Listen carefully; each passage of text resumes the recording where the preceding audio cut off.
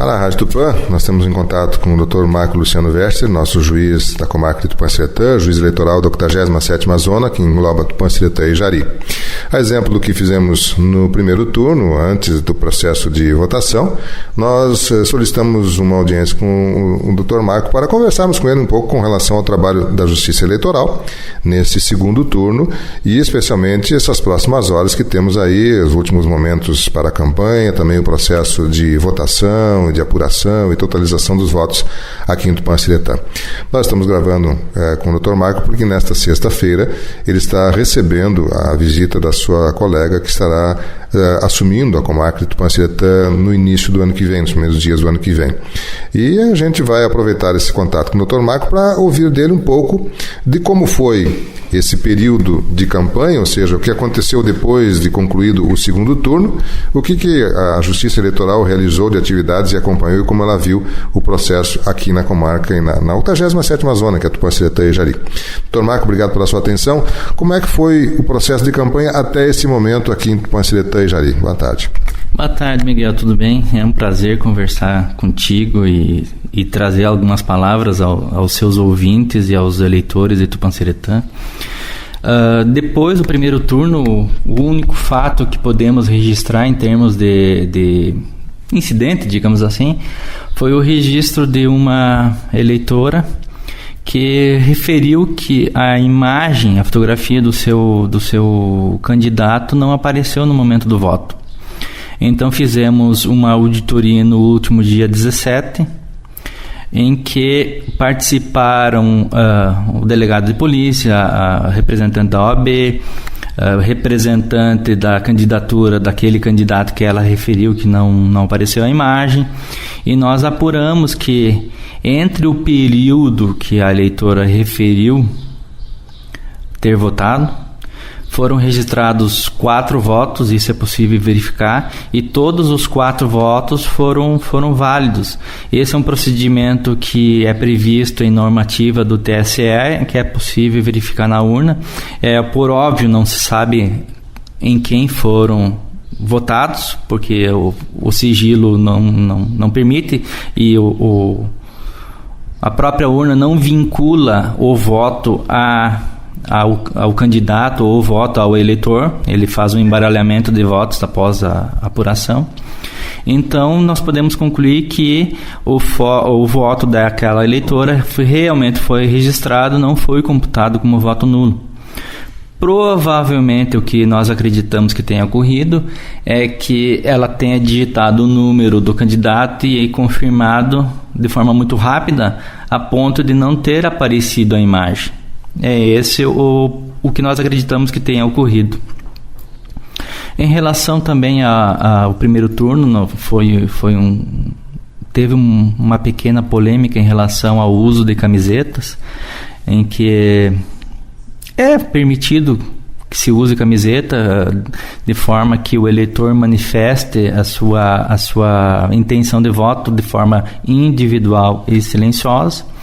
Alguns eleitores tiveram registrado em ata que participaram tiveram até acesso à urna usando a camiseta, mas isso não atrapalha em nada, simplesmente é um registro que não vincula o eleitor, não vincula o candidato, não atrapalha em nada. Tivemos no decorrer do Brasil inteiro ali diversas notícias falsas com relação à fraude. Todas elas foram apuradas e foi refutada a notícia de fraude, mas por conta disso nós tivemos uma nova etapa de treinamento de mesários que ocorreu na data de hoje, pela manhã, quinta-feira, em que foi reforçado o treinamento dos mesários para que haja um respeito à padronização dos procedimentos adotados pelo TSE.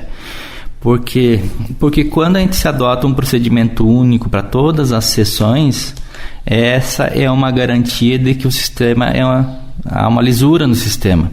É a única garantia que nós temos de que em Tupã-Siretã se adota o procedimento que é adotado no Brasil inteiro, e por isso não há que ter dúvida sobre a lisura desse procedimento. Bem, voltando à questão da manifestação do eleitor, então ele pode, de forma individual e silenciosa, uma camiseta, um bottom, algo que simbolize o seu candidato. Tem algumas restrições quanto a tamanho de bandeiras, por exemplo, e o senhor falou que é inócuo a questão de estar colocando em ata a presença dele. Quer dizer, não há necessidade, então se é inócuo não tem por que fazer. Realmente não tem necessidade de fazer o registro em ata, mas se o presidente da sessão entender que ele deve haver registro, ele é a autoridade naquele momento. Então deve-se proceder ao registro, se ele entender que deve haver. Caso o eleitor não queira assinar, o presidente de mesa só vai fazer um pequeno registro de que houve negativa da assinatura, nada mais do que isso. Perfeito. Bem, com relação ao primeiro turno, nós também tivemos um recolhimento de uma propaganda, né, um material de campanha aqui que o TRE determinou a sua retirada. Nesse segundo turno, nós não tivemos notícia de nenhum tipo de ação nesse sentido. Houve alguma ação da Justiça? Não, Miguel, acredito que não terá novos, porque a ideia é que todo o material tenha sido recolhido. E não houve a confecção de novos materiais que naquelas condições configuravam um ilícito eleitoral, né? Bom, nós teremos o processo de votação, deve ser bem mais ágil, porque são somente 2 cargos agora que os eleitores estarão definindo, tanto para o governo do Estado quanto a presidência da República, no caso do Rio Grande do Sul. Imaginamos que o processo de apuração também deva ser mais ágil. Como é que vocês imaginam? Vai ser o mesmo procedimento? As sessões chegam até a Justiça Eleitoral e ali são encaminhadas ao TRE? Enfim, o processo é o mesmo? O procedimento é o mesmo, Miguel. Provavelmente o que vai ocorrer é que não haja formação de filas, por conta que são somente 2 candidatos. A única coisa que eu enfatizo é que o eleitor não digite de forma rápida o confirma. Digita o número do seu candidato, aguarda aparecer a imagem, que é frações de segundos, conferindo que é o candidato mesmo, a imagem que está aparecendo, aí aperta o botãozinho confirma, e mesmo assim a eleição vai ser de forma bem rápida, bem sucinta, e acredito que daí não haverá formação de filas. Perfeito, muito bem.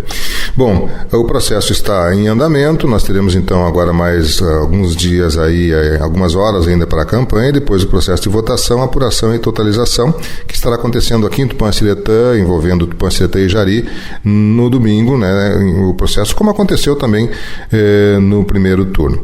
Bom, eu quero agradecer ao Dr. Marco pela atenção conosco, só um outro tema que é uma coincidência, eu sei que nessa sexta-feira o senhor está recebendo a visita de sua colega que estará assumindo a comarca de Tupã-Siretã. Pela informação que a gente tem, isso deve ser no início do ano que vem, mas já está definido também um período que o senhor está nos deixando.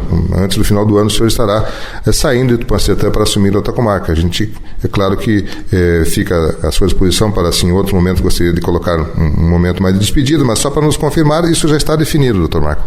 Sim, Miguel, já está definido. Meu último dia de jurisdição aqui em Tupã-Siretã será dia 30 de novembro. Estará assumindo a comarca a colega Suelen Rabelo Dutra a partir provavelmente do dia 17 de janeiro, ainda depende de confirmação essa data. E entre o período da minha saída e a chegada da Suelen, a comarca será atendida de forma de substituição pela colega que está lá em Júlio de Castilhos. Eu devo registrar que possivelmente Tupã-Siretã nunca tenha vivenciado um momento em que um juiz sai e outro chega num período tão curto de espaço de tempo. Isso para o andamento processual é o melhor momento possível.